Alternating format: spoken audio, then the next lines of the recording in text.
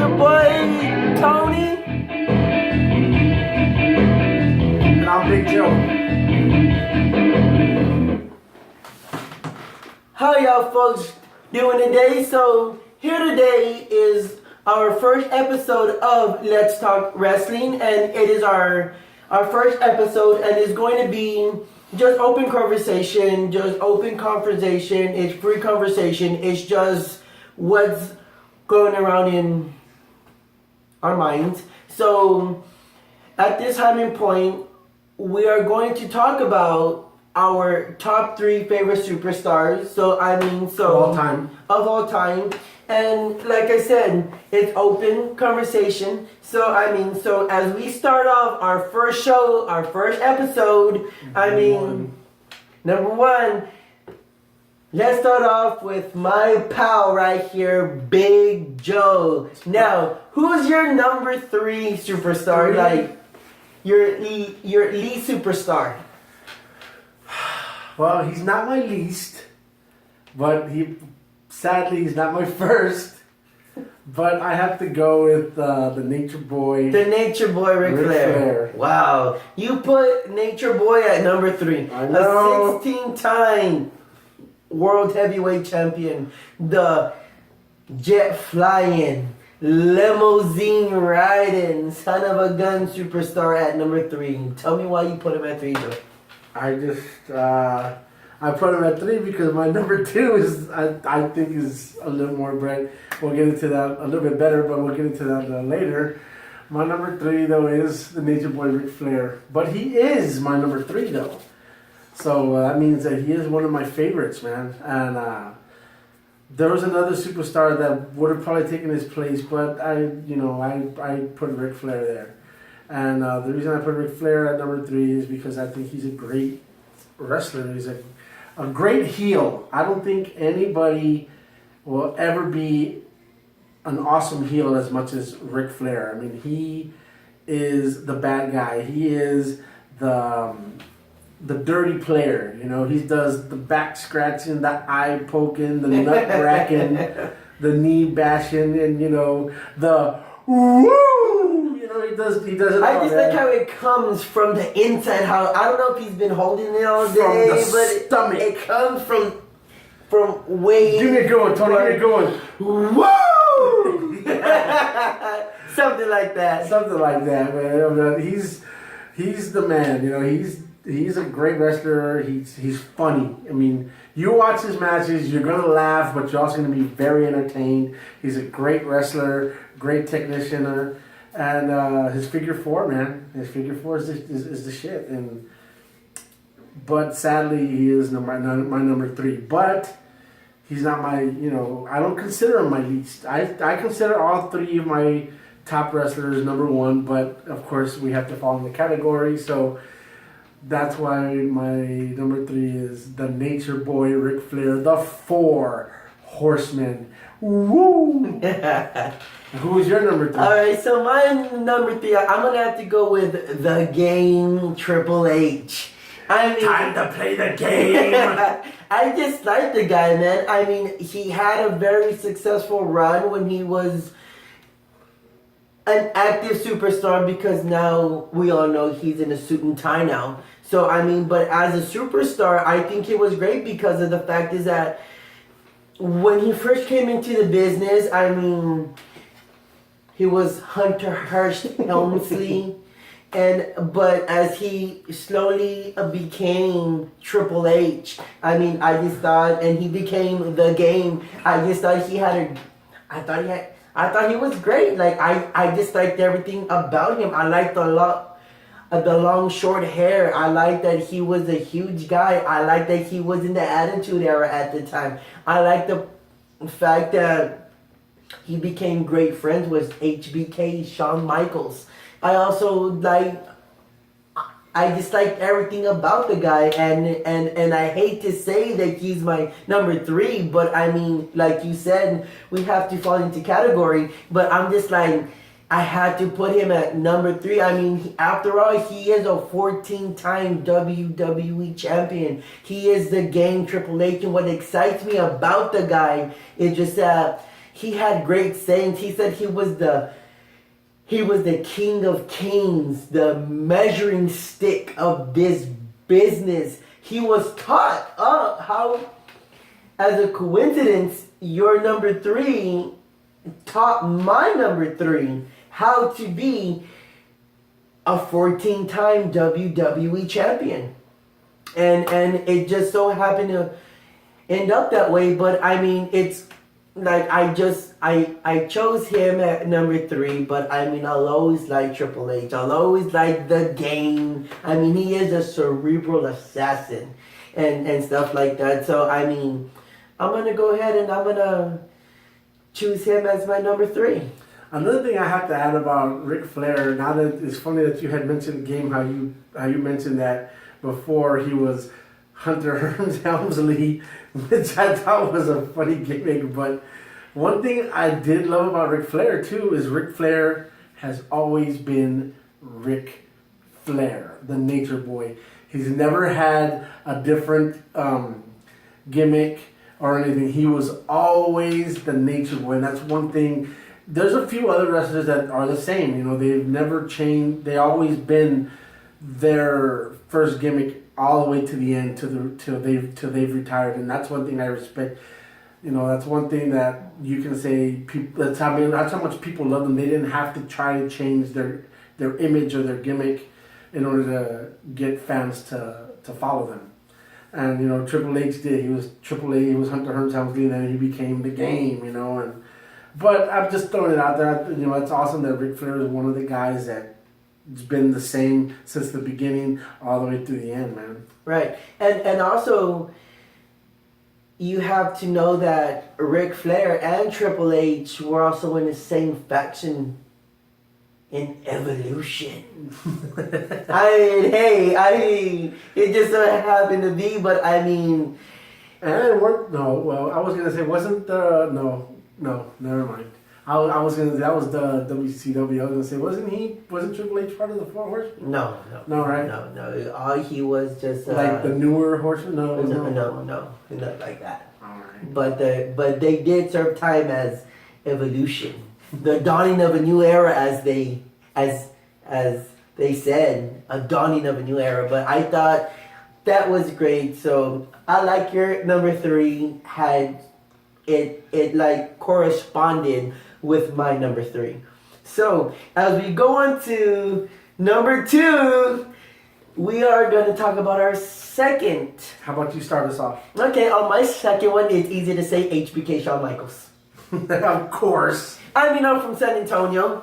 I love HBK Shawn Michaels, and oh, how sweet it was when he would tune up that sweet chin music. My favorite part was when you would hear the smack on the chin, and it was lights out.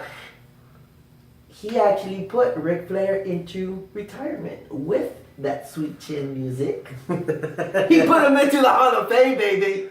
Yes, he did. I mean, shout out to Shawn Michaels. Yeah, when Shawn Michaels was younger with the rocker years, he's gotten stuck in a couple of leg locks from there. So he did, though. He did, and I mean, I just like Shawn Michaels all the way around. Shout out to Marty Jannetty. Oh, Marty, we see you, man. We see you. HBK Shawn Michaels was just something that he was entertaining. I mean, he was the icon of the ladder match that he had with Razor Ramon. So and I just thought that he's held all the title belts. He's been European champ. He's been Intercontinental champ. He's been WWE champ. He's been World Heavyweight champ. He's won the Royal Rumble twice, 95 and 96. He's been the first ever elimination chamber match winner as well. The first ever. I mean, he's had plenty of battles along the way as well. I mean, he's fought some of the greats. He's fought Ric Flair, Triple H, Undertaker, Stone Cold Steve Austin, The Rock, and even as of now, he also had great fights with Randy Orton. He's even fought Goldberg. Mm-hmm. So I mean, that's I mean, he's fought a lot of great superstars. He's fought a lot of great ones, and I hate to put him, like I said about Triple H, I hate to put him at 3, but yet at the same time, I hate to put Shawn at number 2. But I mean, like I said, I love Shawn. I'm from San Antonio. He resides in San Antonio. I mean, so if you see this, Shawn, I want you to be at the 2017 Alamo City Comic Con. I would appreciate that, and I will personally get a photo op and an autograph from you. So, nice. Joe, how about you? Who is your number 2, man? My number 2, and I'll probably get a lot of open awes at this, but my number 2 has to be because he is electric, man. He is, how can I put it in words? Just his energy is just electrifying, man. So I would have to say the Rabid Wolverine, Chris Benoit. Hey, now that's an iffy topic right there, man. That's an iffy superstar. That's an iffy kind of guy, if you know where I'm going. I'm not going to go into details. Y'all know what I'm talking about. And you know what I'm talking about. But that's why I know people are probably going to have their own little opinions about it. But that, it's like cutting off the fat from a steak, man. That's just, that was his personal life. We're talking about wrestling here. You're right. So, wrestling, Chris Benoit, awesome wrestler. Great technician wrestler. Great wrestler. A lot of energy. His rawness, man. Every time he'd pound you in that corner, he'd be like, like bashing in your skull, man. And then the chops. Ric Flair was the man, but Ric Flair chops were nothing compared to Chris Benoit's chops, man. And then to end all things, the cross-face crippler, man. Locks that thing across your face and pulls back. Your head's almost touching your ass, and he's just pulling. You can see the veins in his arms, like his neck is exploding because he's trying to bend you backwards, man. He was a great wrestler. He was intense. Very intense. He was great intense. Battles, man. He fought he fought Shawn Michaels. He did fight Shawn Michaels. And he fought Triple H. And he did. Actually, he fought Shawn and Triple H at WrestleMania 20, where he won his very first World Heavyweight Championship in the WWE. But I will never forget when Chris Benoit took that sweet chin music. It looked like his head was about to pop out. But he came back, though. He came back and as he always does. He grinded it out, and he walked away with this. And you're talking about Triple H being an assassin. Well, Chris Benoit was the toothless assassin. He was the toothless aggression. Yes, he was awesome. He was amazing. Great wrestler, powerful, very powerful. For his size, going up against the big boys and winning, that was amazing. And it was the same year that he won the Royal Rumble to even get the main event spot. Yeah. So he won the Royal Rumble that year and walked on to the grandest stage of them all, and he walked out champ. Yeah, and like Shawn Michaels, he's held pretty much every single belt. I don't know too much about him. Well, he's been tag team. He's been tag team champ. Heavyweight champ. Cruiserweight champ. See, I didn't know that. Yeah, he's been cruiserweight champ. He's held some titles, and he's my number 2, man. His energy was just awesome. He goes in there as soon as his song came on, everybody knew they were gonna watch a show, man. They were gonna see a match, and when he would fight people, I mean, his opponent knew they were in a fight at the end of the match. They'd be all chests, pores all bleeding and red, and sweat being down, like, oh my God, they just wish they were at home. They wish they had a day off. So Chris Benoit, rest in peace. You were one of my favorite wrestlers, man. And another wrestler that is not on my list, which I'm so sad to admit, he was another one of my favorites, and he is no longer with us either. But I have to give a shout out to Eddie Guerrero, man. Eddie Guerrero, man. Eddie and and Chris Benoit, they were my favorite wrestlers. You know, watching WCW, they were the reason why I actually.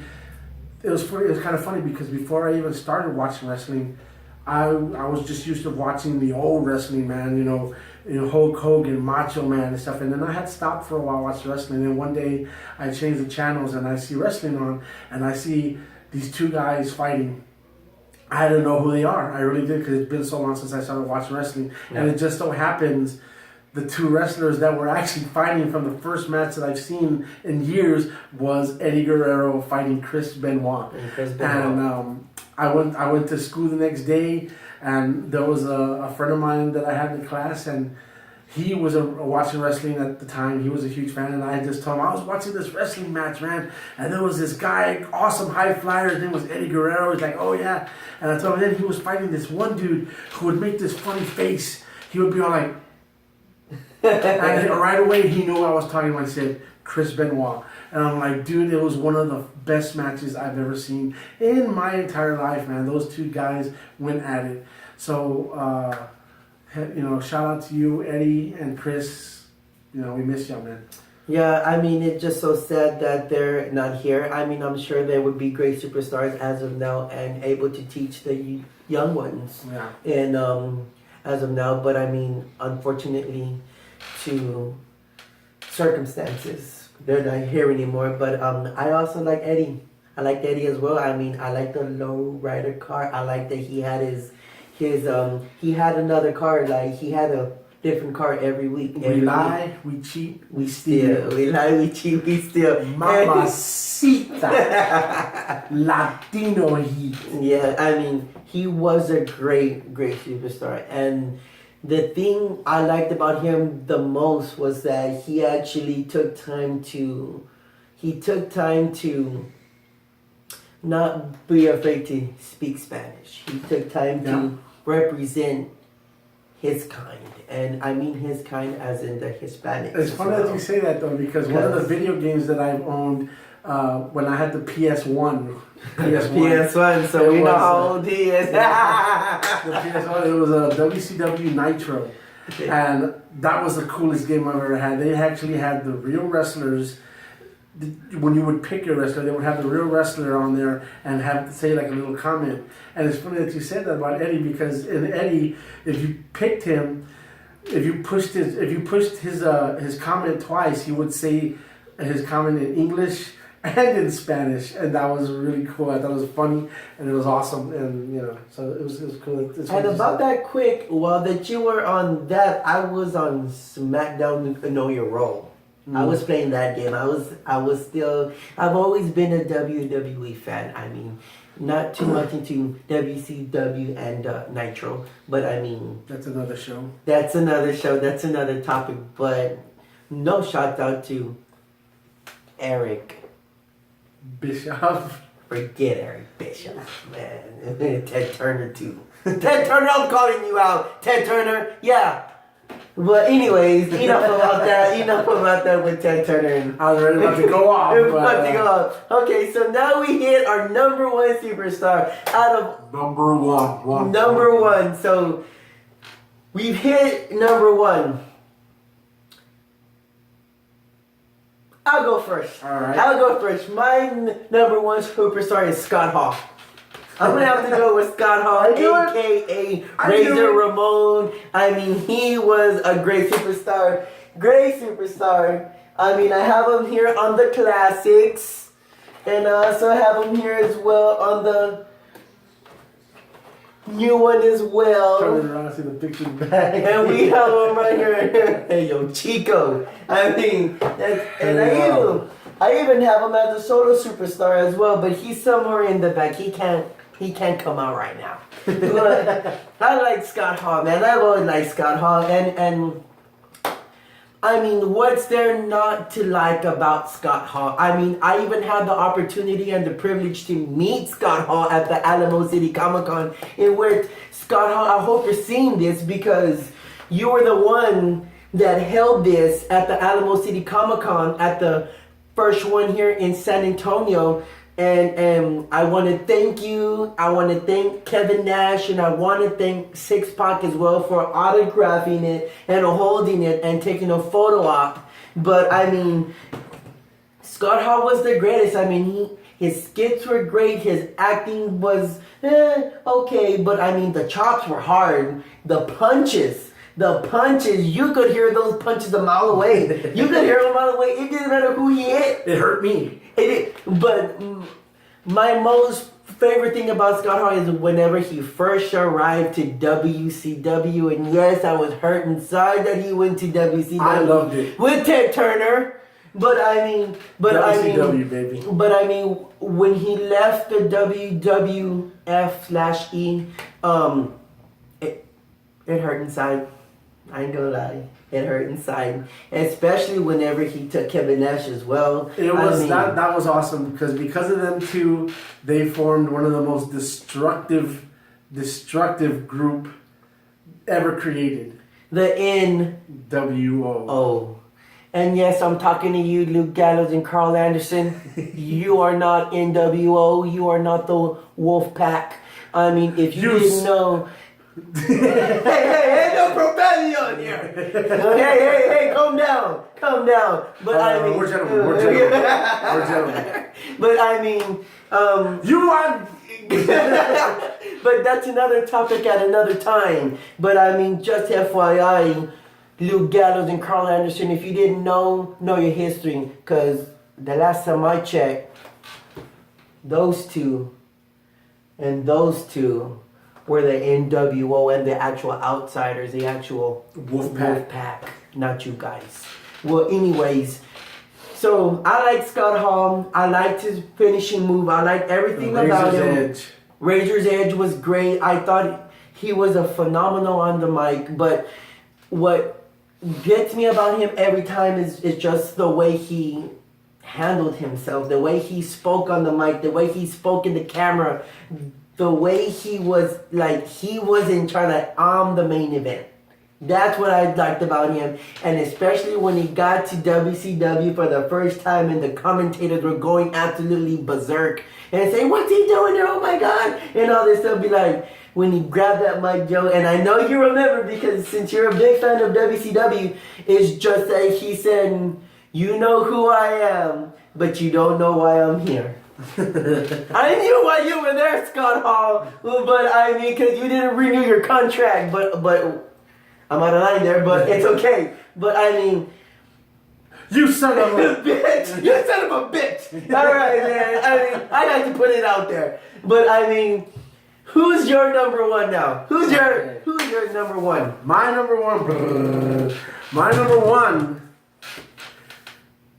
is the one wrestler that had the most shocking moment in wrestling history. I think I know where this is going. The most shocking moment in wrestling history. This wrestler was, in fact, in Rocky III. This wrestler was also wearing this and was also the wrestler that spray painted this on there and was the wrestler that led this group. I am talking about the immortal Hulk Hogan. Hulk Hogan, wow, he's been all over. And what surprised me about him is that he was able to leave the WWE and succeed gracefully in WCW. And also became under Ted Turner, you said. And also became a great heel. He became a heel and was still loved. He still sold everything. Everything. He was amazing from the beginning to the end. He was a great wrestler. To me, I still think to this day, if he were to come out in any pay-per-view event, he would get the biggest fan appreciation, applause ever. So on that note, I'm going to go ahead and say it, Hulk Hogan or Hollywood Hogan. I and my partner here, Big Joe, would appreciate it if that you would come to the 2017 Alamo City Comic Con and You never know. That'd be great. That'd be Hogan, great. that'd be great. I would love to meet you. Love to shake your hand. He's my number one, man. He's my number one wrestler. Just feel the I Hulkamania. ate your vitamins when I was a kid, man. You know, and I, you know, I'm a huge fan. I grew up watching Hulk Hogan, and you know, I was shocked when he became a heel, but I loved it. You know, I mean, it was awesome. It was a change, and then he had two of the awesome wrestlers behind his back, watching his back. He did. The Outsiders, and it was a great run, man. You know, they were to me, they're the ones that changed the face of wrestling. They did, and they even created factions on the other show, which was my show, WWE, onto creating, because they did such a great job in WCW and the Monday Night Wars, but that they dominated week after week. They dominated the ratings. They dominated the show. They had everybody going to every WCW. You could not walk around and not talk about the NWO. They were the biggest group ever created. They had more than 12 members. I mean, of the NWO. and they had some solid members. Big Papa Pump, Scott Steiner, Scott Hall, Kevin Nash, Hulk Hogan, X-Pac, 6. He was 6 at the time. You had Scott Norton. Scott Norton? I am sorry. We're taking that picture. the first Comic-Con that we had here in San Antonio, I took a picture and you yelled at me. I saw how big you were. I pissed my pants. You told me to stop taking pictures and to buy a picture. I ran like hell. I'm sorry about that. Holy shit. But they were the Great Muta, NWO, man. You know, they had some of the best wrestlers on that group, and they dominated, man. And other than that, his song, man, his song is memorable. You can play that song in anywhere, and everybody's gonna tell you, that's fucking Hulk Hogan, man. Yeah. Hulk Hogan, dude. Like, he is the best. The yellow and the red The to the black and white, man. You know, he is the best. And he will always be the best. I was happy that he was inducted into the Hall of Fame. And I just, you know, I wish he had one more match in him, man. I just wish he did. I would love... Like Goldberg. He is a lot older, but, you know... He is. And to be honest with you, he's in phenomenal shape. He's in great shape. To be as old at the age that he is now. And I would love to see you get just one more big boot and one more leg drop. More leg drop. Woo! Woo! Woo! Boom! Oh, man. I would love it. So, but yes, Hulk Hogan, the immortal Hulk Hogan, the Hollywood Hulk Hogan is my number one. Okay, so your top 3 were who again? Ric Flair, Chris Benoit, rest in peace, and Hollywood, the immortal Hulk Hogan. The immortal Hulk Hogan. And my top 3 were Triple H, HBK, Shawn Michaels, San Antonio Bell, and also last but not least, my number 1 was Scott Hall. And his 3 were also another AKA The Click. Yes, The Click. But that... Another shit. That's another topic. That's another episode because that's history there. So if you know your history, let us know. So at this timing point, it's time to go ahead and close down the show and wrap it up. But we hope you like this first episode. So I mean, it's fun for us. Like I said, it's an open conversation. It's open. It's just open-minded stuff, and it's just something that we love to talk about. So if you have any questions, comments, concerns, please leave a comment in the drop box. Let us know. Also leave suggestions for other topics that you would like for us to discuss. Yes, and help this show grow. Just help this show grow. And I mean, it's something I've been a WWE fan since the age of 4, as far as I can remember, because that's what my mom told me. So, and how about you, Joe? about the same age, but I was a WCW fan, and actually I was WWF first because WWF was, you know, Hulk Hogan, Macho Man, Andre the Giant, King Kong Bundy, you know, Earthquake, Typhoon, the natural disasters. yeah, you know, Sid Vicious, you know, those were my wrestlers, and then I went into WCW, and so some of those wrestlers went on to WCW, which was awesome, but yeah, those were, you know, I would say about the same age I was watching wrestling. About the same age as well. But let me tell you something right now, we gotta cut this show off already. We need to go, brother. Alright, so with that said, we'll see you soon. And we'll see you later. For life. Wolfpack. Hit it.